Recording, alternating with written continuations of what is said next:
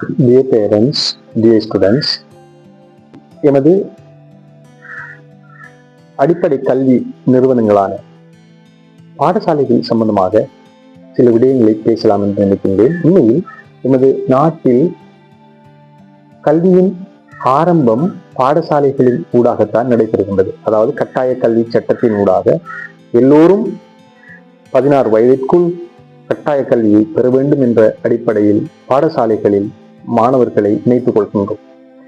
இந்த கல்வி செயற்பாடுகள் ஆரம்ப கல்வி, இடைநிலை கல்வி என்று உயர்தரம் வரை கல்வி கற்று மீண்டும் பல்கலைக்கழக 3ஆம் நிலை கல்விக்குள் மாணவர்கள் நுழைகின்றார்கள். இது ஒரு ப்ரோசஸாக நடைபெற்றுக் கொண்டிருக்கின்றது. இந்த செயற்பாட்டுக்கு பின்னால் பலரின் உழைப்பும், பலரின் பொறுப்புகளும், பலரின் அதிகாரங்களும் மறைந்திருக்கின்றது, பொதிந்திருக்கின்றது. எனவே அவை சம்பந்தமாக உரிய ஒவ்வொரு துறைத்தாருக்கும் உள்ள கடமைகள், பொறுப்புகள், அதிகாரங்கள் சம்பந்தமாக நாம் சில விடயங்களை கலந்துரையாடலாம்.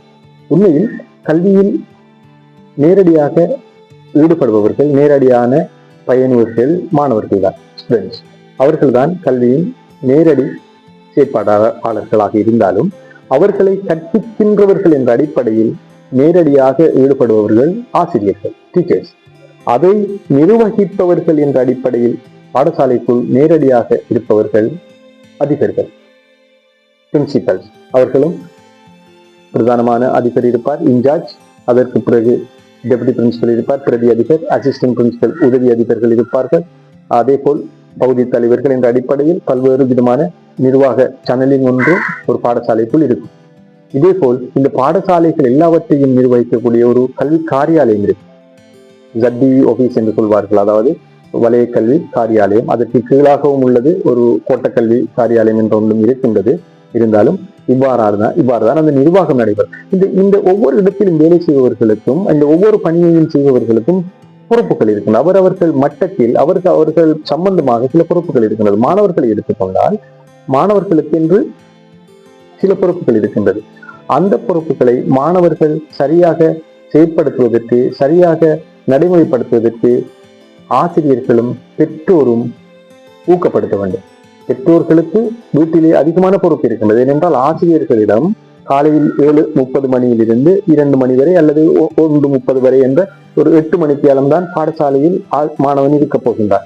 ஏனைய நேரங்கள் 24 மணித்தியாலத்தில் ஏனைய அதிகமான நேரம் பேரண்ட்ஸுடன், பெற்றோருடன் தான் மாணவன் இருக்கப் போகின்றார். எனவே பெற்றோருக்கு அதிகமான பொறுப்புகள் மாணவர் கல்வி சம்பந்தமாக இருக்கின்றது. அவை சம்பந்தமாகவும் பெற்றோர் திறனோடும் நுணுக்கமாகவும் செயற்பட வேண்டி இருக்கின்றது.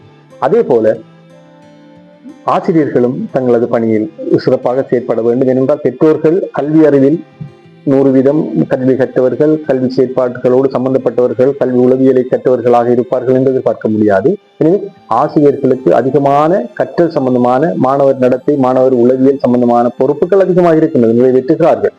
இருந்தாலும் இந்த கல்வி முறை ஒரு இலங்கை போன்ற நாடுகளில் ஒரு கல்வியை ஊக்கப்படுத்துகின்ற ஒரு கல்வி முறையாக இருந்தாலும், அறிவை மேம்படுத்துகின்ற ஒரு கல்வி முறையாக இருந்தாலும், இடநெருக்கடி இறுதி தருவாயில், அதாவது 3ஆம் நிலை கல்வி தருவாயில் இடநெருக்கடி காரணமாக அதிகமான மாணவர்களுக்கு அனுமதி கிடைக்காமையினால் பலத்த போட்டி நிலவுகின்றது.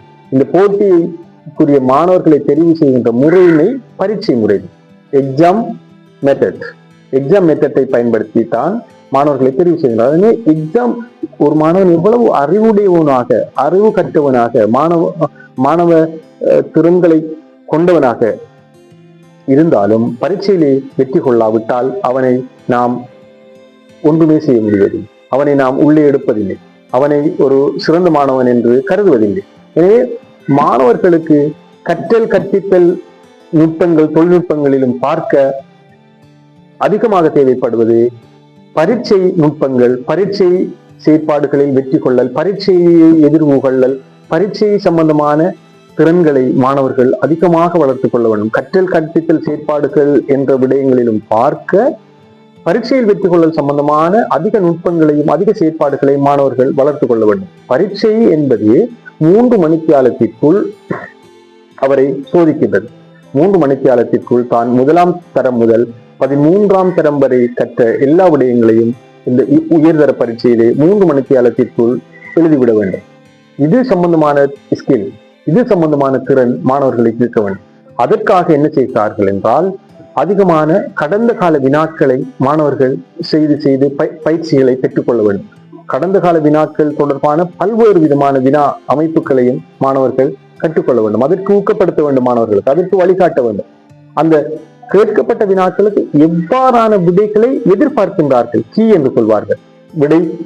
விடை சம்பந்தமான குறிப்புகளுக்கு வினாக்களுக்குரிய கீ, அந்த கீயில் உள்ள விடையைத்தான் நாம் எழுத வேண்டும். சில கேள்விகளுக்கு சில வினாக்களுக்கு சில விடைகள் இருக்கும், இருந்தாலும் மிக பொருத்தமான மிக எதிர்பார்க்கக்கூடிய விடையைத்தான் அந்த மாணவன் அங்கே எழுத வேண்டும்.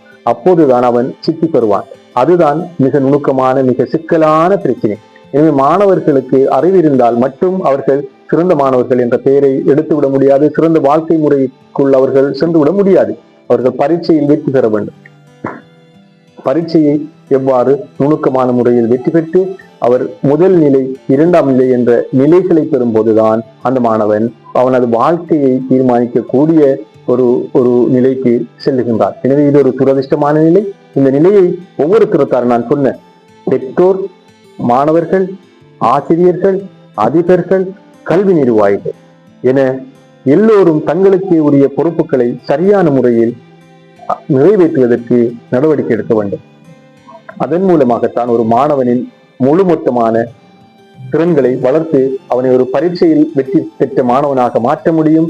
பரீட்சையில் வெற்றி பெற செய்யாத வரை நாம் ஒரு சிறந்த ஆசிரியர் என்றோ, சிறந்த நிர்வாகி என்றோ, சிறந்த செயற்பாட்டாளர் என்றோ, சிறந்த பெற்றோர் என்றோ, சிறந்த மாணவர் என்றோ சொல்ல முடியாது.